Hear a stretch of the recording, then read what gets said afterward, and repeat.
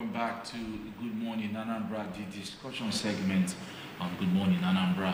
On today's edition of Good Morning Anambra, we'll be discussing with you a very pertinent, what I call it, issue or development. A lot of things to talk about, lots of concerns. We'll be talking about insecurity, we'll be talking about the economy, we'll be talking about a whole lot of things, also including infrastructure. But this morning on Good Morning Anambra, our focus, of course, will be concerns about the economic, will I say, structure and development right here in the country. Now, very recently, there were talks about the federal government about to take loans in dollars, in yens, and in euros too. So on today's topic, we'll have Nigeria seeking NASS approval to borrow $21.5 million, 15 billion yen, and about 65 million euros.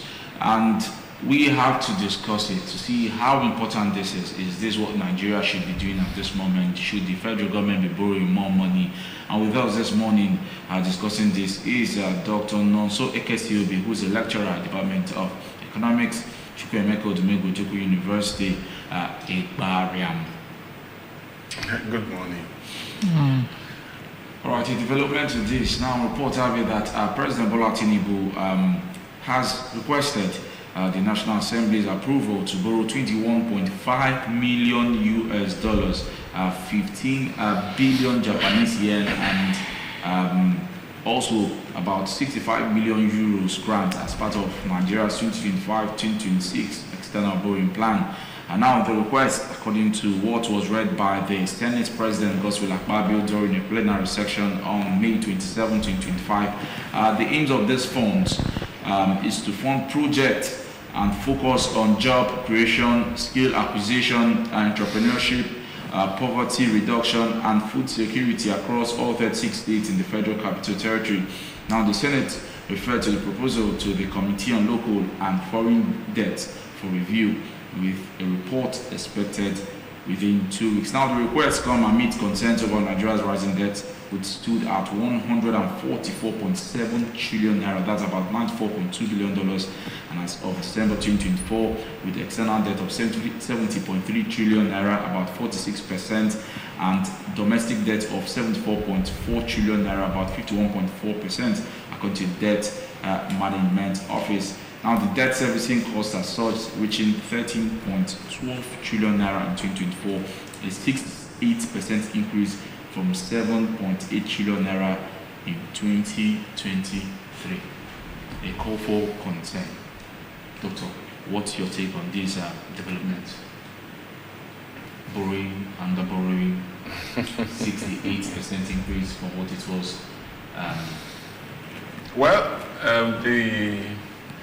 The response this move by the government is generating is not unexpected. If we look at our history of debt management in the country, it hasn't given Nigerians the confidence to back further borrowing as far as the government of the day is concerned. And why is that so? You see, I want us to be cautious first and foremost in the way we discuss debt, because debt is a given. It's something that should happen or can happen along the way. As individuals, we don't have we can't claim to be financially sufficient. So individually, we once in a while take financial assistance or seek financial assistance from friends, family, or from institutional sources like maybe the commercial banks. So that we as individuals take loans does not make us irresponsible. But that is exactly what we should also see this public debt issue as, and not something that the government is trying to use to rape everybody or to jeopardize the economy. Because in strict sense, borrowing is part of fiscal administration. So once in a while there can be deficits, especially in your budgets, in your plans, and you need to seek for sources, other sources which you can use to block or to bridge that deficit gap. So as far as the Nigerian case is concerned, it is also understandable that people, Nigerians have this kind of perception especially when we raise this issue of government wanting to borrow, because you ask, what have we used the one we have borrowed in the past for? So it's always very difficult to support or to back, forthcoming or subsequent loans, because we have not, justifiably shown what we did with the previous ones. How prudent have we been? How were we able to optimize those loans? Where are the tangible projects, the results from the loans? So as far as the current case is concerned, the government, you see, now, I want to give it to the government of the day, in the sense that they are a bit more coordinated in communicating what they need the loan for, why they need it, and where they will get it from. Unlike before, when loans were just taken arbitrarily, and one of the major failings of the central bank under his past governor Emefiele, one of their failings in the past was this ways and means, basically printing money to the tune of over almost 22 trillion naira. So anytime the government needs money, they just print money and send, because they think that that's like a private bank account that they can just withdraw money from. But that process, especially when it is not properly approved, because it went against the Appropriation Act and the CBN Act, that you cannot take more than 5% of your previous revenue. But we went beyond over 100%. So that recklessness, I think, in terms of the approach the government of the day is taking to debt issues is commendable. But where the gist of the matter, the issue at stake, the bone of contention, is why do we need this money? And there are reasons, there are genuine reasons people who ask these questions have. Because, for instance, this is a country that has saved, quote unquote, 7 trillion naira from subsidy removal. So are you saying that's a claim? Well, it depends, because when you say you have saved 7 trillion, and these monies have been, injected into the system by, allocating it to the subnational government, state governments, and local government. People are now wondering why. Okay, now that you have gotten this extra lease of life, in terms of revenue, why are you not using it to close this infrastructure gap? Why are you not using it to provide these jobs? Why are you not using it to, provide electricity, all those stuff? Yes, give it to you that you say that you give it to the present day administration at heater to people government without specification. And now that we are able to specify what we want. And communicate it clearly. Okay. Now, can you please tell us what they have specified they want to do with this reset? Like he said, it's for infrastructure. When you say infrastructure and socio-economic development, they talked about rail, they talked about road infrastructure, they talked about what's it called? There's one that they talked about using it to close the pension scheme. In one of the letters written to the National Assembly, it was stated there that the government has not been meeting its obligations as far as paying these retirees.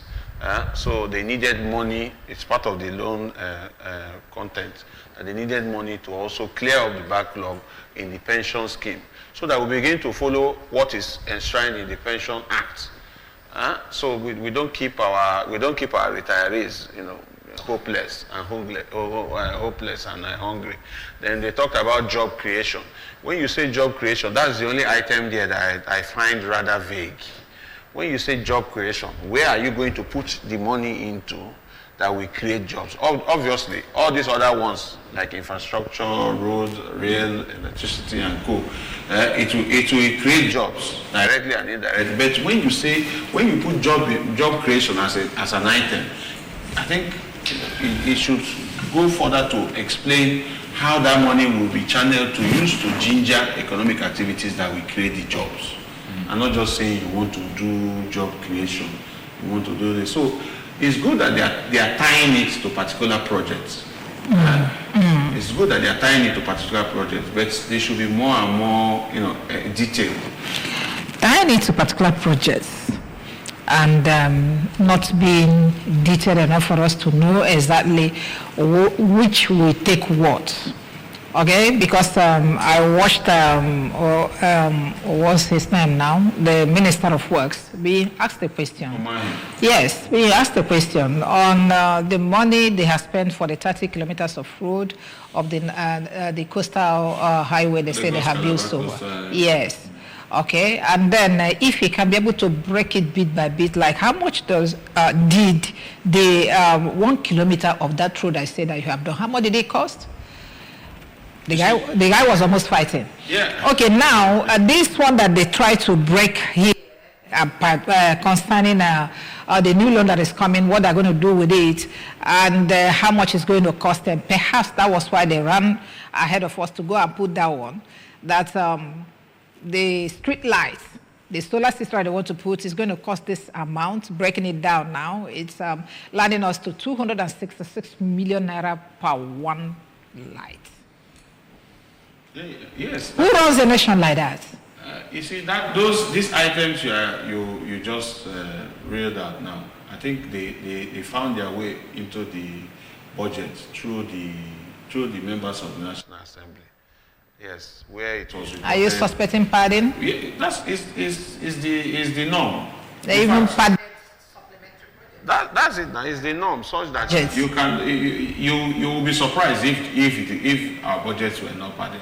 And that is why the media, like what we are doing now, the civil society organizations and the rest, who now take it upon themselves to scrutinize every activity of government, to make sure that government is accountable, especially in this economy where we are suffering from dwindling resources. Because even the president's letter confirmed that yes, we are struggling we are struggling with dwindling resources. So, but I want to. Yeah, that's the issue of the breaking it down into specifics. Because if you had told us how much, for instance, they spend on that project you just mentioned, Lagos-Calabar Highway, per kilometer, we will be able to use it to compare what is going on elsewhere. And you'll be amazed the kind of wastage a country that is saying that is having revenue challenges, dwindling resources, is spending money, recklessly. So another thing about this loan thing that I think we are losing sight of is the fact that it is not a one-off loan. So it was prepared in a rolling plan, this thing format, just like we have the multi-year budgeting system, the medium-term expenditure framework. Which we used to, provide, annual budgets for like 3-4 years and expanded it so that, budgeting plan is more coordinated and synchronized. So there is no variation between past and present, which is good. Then we are not talking that. So like I was trying to say that the loan is not a one-off loan. It is a coordinated loan, debt policy, such that within that period, like 2025, 2026, everything concerning debt has been captured in it. It's not when you need a certain amount, you run to the National Assembly for approval. You go there again, No, everything has been harmonized, including debt requirements for state governments. So you see, state governments also have a large share in this 21-point-something billion we are talking about. So state governments too. So we need to start looking at what is happening at that level, because we have been told that they've gotten increased allocation from FAC due to subsidy savings. So why are these states still borrowing? I think the state like is it the state or the federal? Because if you say that you have said, like you have mentioned here, that you have saved 7 trillion naira from the oil subsidy. And then part of the things that came under this 21 billion naira that is transferred is, it says you want to borrow money to cushion the effect effect of the removal of the oil subsidy. So where is the money you made? You see, Where is the money you saved by removing oil subsidy? And now you're borrowing money to cushion the effect again. Who is talking to who? And how do you want us to comprehend this kind of situation? well, you see, in the past, when subsidies were removed, they have agencies or they have a mechanism where we used to cushion the effect, especially on masses. So, for instance, I think we've had a ETF in the past, and of recent we had Shopee under Jonathan when subsidy was removed partially. So at least that money. Yeah. So all those things showed where the monies could come from. They use it to sponsor mass transit buses to cushion transit. This one wasn't a partial removal; it was a total removal. Yeah. So that's why I said that up till today, I still quarrel with the approach with which they just came to announce, the removal of subsidy. Yes, it's something that the economy needed, but there was no immediate plan, as it were, to cushion the immediate effect of that announcement. And you now add the issue of harmonizing our exchange rates, the exchange rate unification policy, where we just moved the official rate to this thing, and the dollar to naira rate increased by over 300%. So you see that we did not necessarily plan for the after effects. So we're more or less like playing a catch-up on the effects. So as far as these loans are concerned now, that is why we need to begin to interrogate our fiscal space. Our fiscal space, because we are talking the whole of 2023. Most of our revenues went to servicing debt, and thankfully, yes, our foreign reserve has increased, no doubt. And what was it before? I don't have the figures in my head, but I know that it increased it increased. Then, what's this other one again? They just repaid a loan to, I think, IMF. Yeah, very recently. And then took another loan. Which they confirmed. I think it was a condition for you to get one. You need to clear this. You need to clear. And then you cleared a very few minimal amount, and you borrowed much more. So almost triple the amount. So you see, we need to. And another concern we as economists have is this.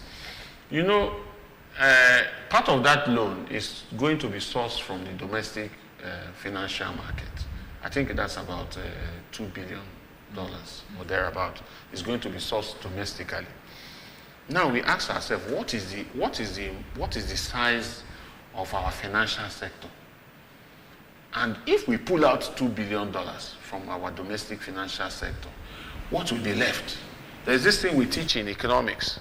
Undergraduate economics. You pull it out there's this thing we teach to in invest undergraduate economics. We call it crowding out effect. That yes, it is good for all players to be involved in the financial sector, but when government comes in too much, it will crowd out the private sector, because this financial sector we are talking about, the private sector investors also go there for loans and the rest. So, but you see, it's evidence has shown over time that our financial system, not just ours, elsewhere in the world, tend to favor loaning money to government than to individuals. Yeah, not just that, yes, you are more secured and all the other benefits that can come with working with the government. But for private individuals, we are a bit more, what do you call them?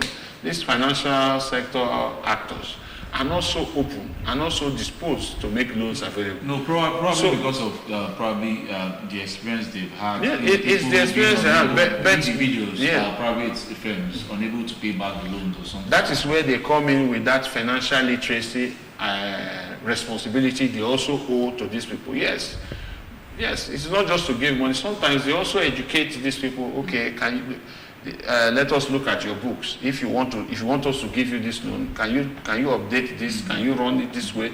Yes, that's part of what they should do. It's not just to fold their hands and wait for the likes of Dangote to come and take loan, and they will hurriedly give it to him. What about those people, people who are upcoming entrepreneurs? Probably they're looking at low risk because according to reports, most of the SMEs, most of the times, they are not able to, probably pay back the loans they've been given to. And they also, according to some of the financial, persons or companies, they will always tell you that they look at track records. You must have been able to, do so for yourself or something. That's why sometimes you see banks and financial institutions willing to give more loans, in terms of monies, or in terms of backing and grants to people or individuals or companies who have been able to, show something for what they've done so far. Now, let me also ask. Now, there've also been critics about this. We cannot generally, Nigerians have been criticized, but very recently, the People's Redemption Party, that's the PRP, have urged the National Assembly to reject the request, citing fiscal mismanagement and the availability of domestic revenue sources like the 21.6 trillion naira generated by the Federal Inland Revenue Service as of 2024. So what can we say happened to this money, 21.6 trillion naira, and what's your take on the criticism saying that that's the PRP, or rather the PRP urging the National Assembly to not take this loan? Well, you see, that is part of the reasons why at the beginning I stressed that most people are skeptical about this fresh loan request because of the way we have handled previous debt arrangements in the past. So anybody who is saying something contrary to what the federal government is proposing, I understand their position, because we have not managed this debt prudently enough. Yes, we've not managed it prudently enough. And even where we say maybe you are tying it to a project, how is that? What is the procurement process for that project? How are we sure that that project is not valued 3 times what it is supposed to be ordinarily? So these are the things these are the honest truths that the government needs to, invest more effort in trying to communicate, in trying to convince Nigerians, in trying to carry Nigerians along that yes, this time around we will do things differently. But, the government of the day belongs to the same political party that has been in office now for 10 years. Buhari 8 and this current one too. So 10 years is enough for you to show workings. Yes, so it's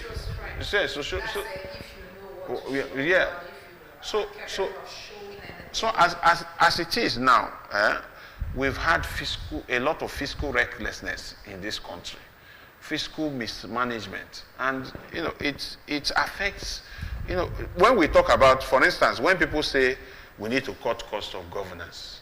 At some point, the government will say, okay, we want to look at the unassigned reports and trying to trim down the number of MDAs, ministry, department, agencies, trying to do those that are duplicating their functions, for instance, ESCC, ICPC, all those things.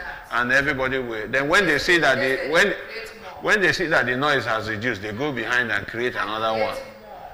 Then some persons were saying, in the past it was like, why do we have road safety and how do you have police? We can merge the two and have, a traffic division of the Nigerian police force.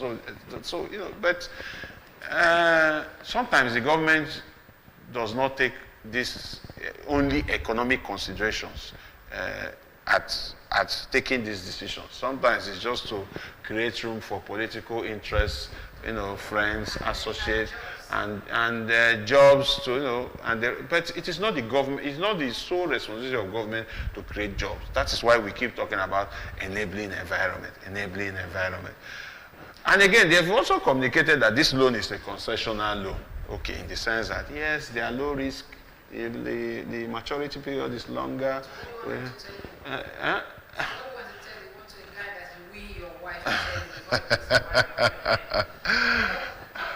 look at how this law is affecting, or it's going to affect the manufacturers. Of course, who have say that it is the private sector that creates jobs. So the only thing you need is to make the environment very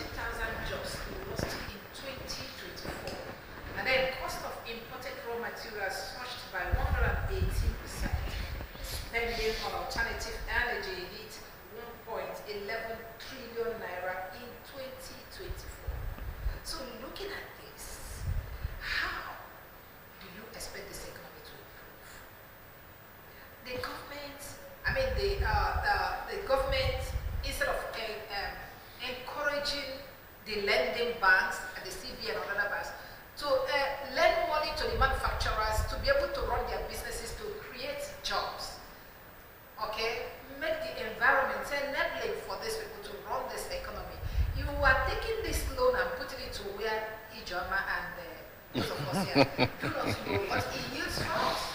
Okay? Look at telling us that 66 billion naira is just for one street light, one. So, judging how many we're going to have on this, you keep wondering, what kind of a nation is this? You see, these are the issues that I think we need more, interrogation, more attention, so that we can be able to hold these people to account better. Like what you said about the Manufacturers Association of Nigeria. Yes, the manufacturing sector is worse hit by the nature of what is going on in the economy. Look beyond the debt. What is happening with inflation? How can they make sure that what is being produced is affordable to the man on the street? Remember, the man on the street is one that has been recently categorized as living in not just multidimensional poverty, the vulnerability to poverty in the country in the past 2 years because of this subsidy removal and exchange rate unification has thrown more Nigerians into poverty. In fact, the World Bank just said that 75% of rural Nigerians living in rural areas are already living in poverty. So I don't know. I had a conversation on that, and I said that no, they're a bit more conservative. But beyond that, let's look at the issue of financing. You made mention of that. Yes, even if the government is borrowing, and they say, how is it making it conducive? How is it making it open, more inclusive for the manufacturers, small and medium-scale enterprises to access these loans? First and foremost, let's start from what we have as development financing institutions. You ask yourself this question: what is the Development Bank of Nigeria doing? What is the Bank of Industry doing? What is the Bank of Agriculture doing? We have similar financial institutions like this. I think it's time we also put the spotlight on these institutions to see how they have been carrying out their responsibility, the spread, so that we are sure that it doesn't favor one particular region or the other. And the so-called amount is not when you give somebody 10,000, like you mentioned, the trader money. You expect that person to do wonders with it. What will 10,000 do for you? You can't use 10,000 now to cook a decent pot of soup in Nigeria today. Then you want somebody to use it to grow his business overnight. So I can make that with 10K though. So but that's okay. So beyond this financing now, yes, the government can want to say, okay, you have made mention of a cost of energy as an issue. That is why they are taking this loan, for instance, to invest in. They can use that to. We have many power projects ongoing in the country. How are we using these loans, for instance, to maintain existing power infrastructure so that we don't have this frequent grid collapse? The national grid has collapsed. The national grid has collapsed. So then how do we make sure that we bring in the private sector? Remember, the Electricity Act of 2023 has decentralized that space so that companies, private investors, state governments can generate, transmit, and distribute, unlike this unified system we have with the national grid. So what is making people not come into that space? Remember, existing investors, many of them, their licenses have been revoked. Yes, most of these discos especially, some of them, their licenses have been revoked. Why? Either they are being mismanaged, or they are not making money, or in fact, how did they even get that license in the first place? Because they used it to settle the people who have no business in that sector were given these licenses. So now it is beginning to show. They now come and tell us cost-reflecting tariffs. It's because our tariff is too low.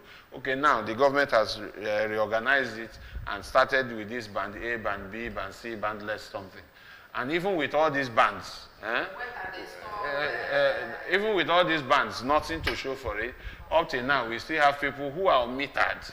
The government keeps telling us every time we have a meter policy. Now there's a recent one they just announced. Was it yesterday or the day before yesterday? Saying that.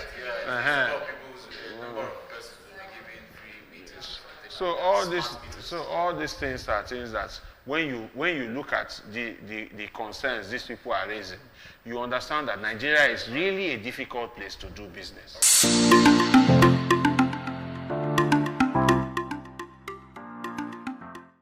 I think Nigeria should stop borrowing money because the one they borrowed already is too much and they're not using it for something that will yield profits to them.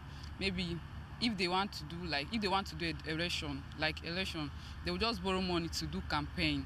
Then they will lavish those in power that want to campaign will just lavish the money without using it to provide something that will help them to pay for the loan. So I think Nigeria should not borrow any other money. Nigeria is already owing a lot of money out there.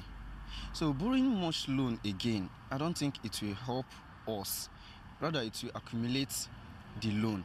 Because if I can remember vividly, each of us, if the loan that Nigeria is owing is being shared, each person is owing about 73,000 naira currently now, or more than, from the records that I've had about last year. So I've not checked about this year. So now, if they borrow more, I don't think even each of us cannot even pay that money in the next coming 10 years, 5 years. If Nigeria has something they want to use these loans for, something good, that would help the citizens and all of that, if they use the money for that particular thing, that's this loan they get, it would help us in lots of ways. But when they don't use the money to do what they are supposed to do, the thing that is needed, that's when it affects us. And then it will just be more debts coming, they'll keep incurring debts and all of that, and then the country could go bankrupt if possible. So. My point of view, loan has never been helpful to us. It has never been helpful, and it is high time the Nigerian government see this. It's high time they see it from the point of view of the citizen. It has never been helpful. There are a lot of things we can do for ourselves and by ourselves. Imagine importing toothpick. So these things, it doesn't make sense that we keep on borrowing. While we have resources, Nigeria is blessed. We have mineral resources we can work on. We have different states that they can set up refineries. Set these things up. Let them get going. Employ the youth. Employment has come. When you set up these refineries, you employ the youth. Employment come. And they will not stop borrowing. Once new government comes in, they would like to borrow more. And so I don't think the loan is necessary. They should just leave it aside. It's not what will actually help develop our country.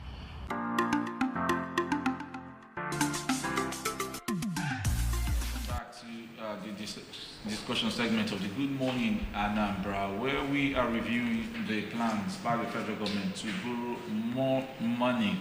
Of course, there have been talks of investments for these monies to be borrowed in terms of infrastructure, job creation, and other aspects of the economy. But the questions continue to be asked. Where monies have been borrowed before in the past, and we've not really seen the impact. So, are we likely going to see more impact from these monies being borrowed? Now, before we go for the break, I was going to ask a question of trust. Now, according to reports, the Bola Ahmed administration has been able to borrow at least $10.3 billion. $10.3 billion. About $6.45 billion was borrowed from the World Bank for power, education, and renewable energy projects. $1.57 billion for healthcare and immigration initiatives. $2.209 billion to address 2024 budget deficit. Then recent request. Are we likely going to, is it possible that we see these monies reflected in the economy? Because we feel, like you said, that the questions being asked by critics are really valid. So are we likely going to see these monies being positively injected into the economy?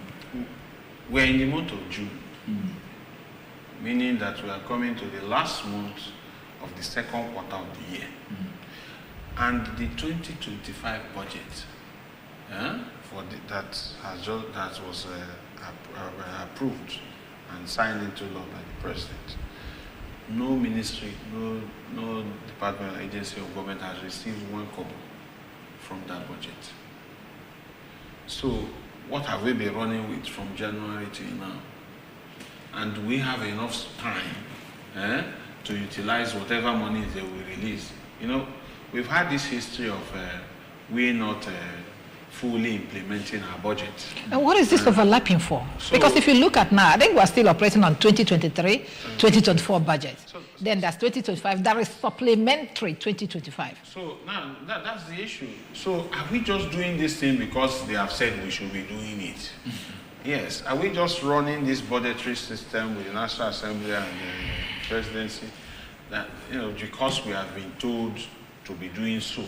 I don't know. So this is the questions that we begin to ask, because we cannot say that we cannot come out openly and start applauding the government for what it's trying to do when it has not shown, you know, has not convinced us considerably about the way it has managed itself in the past. So I asked the question that how are we making sure that the government of the day is running this policy, is running its fiscal policy based on the Fiscal Responsibility Act? Nobody asked that. Just before we go, let's look at the inflation rate, the effect of this borrowing and, you know, pushing money into the system, and even when it's not yielding anything. So what does it do to the average Nigerian citizen in the streets in terms of inflation? Normally, most of these debts tend to be inflationary, especially when we use it to pay salaries. But I think gradually we are exiting the era of using debt to pay salary and printing money to pay salary. So now, if the government can, you know, satisfactorily prove that yes, these monies are tied to infrastructure projects, you see, it then means that the whole money will not come into the economy at once. It will be coming in gradually as the project progresses. So that way, it may have inflationary, you know, impact, but it will not be as bad as we anticipate, because the monies are not, you know, coming in at once. So the monies will be coming in in a staggered manner for investment purposes, for project financing, and most of these projects run into 2026, 2027. So that way, it will not necessarily have a serious concern for inflation. Rather, it will also help in terms of managing our foreign exchange, because at least the pressure on the naira will reduce because of the denominations that these monies are coming in. Actually, wanted to ask you whether we have legalized this money. We no longer borrow in naira, we borrow in dollar, in yen, in euro, in pound sterling. International financing arrangement. It will go with the currency of that arrangement. But you can't expect the Nigerian government to be borrowing in naira. No, at least they should tell us the equivalent in naira, so that by way of doing that, you know, if they tell the equivalent of all these monies in naira, it will even trigger people's attention. That was what happened. That was what happened. It's going to be in trillions, so it's safer to make this announcement in dollar, in euro, and in yen, so that we don't begin to get too agitated. Okay, thank you very much. We looked at Nigeria's 6th NASS approval to borrow $21.5 million, 15 billion yens, and then 65 million euros. This money when you don't have money to cook soup. Well, we have been able to touch it the way we could as presenters, and I would like to thank our guest that joined us this morning as an expert. Okay, Dr. Nonso Ekesiobi, lecturer, Department of Economics, Chukwuemeka Odumegwu Ojukwu University, Igbariam. Thank you very much for joining us this morning. It's a pleasure. Happy New Month. Thank you. You know it's my month. You know now. Okay, thank you. Thank you very much. Thank you, those of you that watched us. It's been a very robust discussion this morning. Thank you.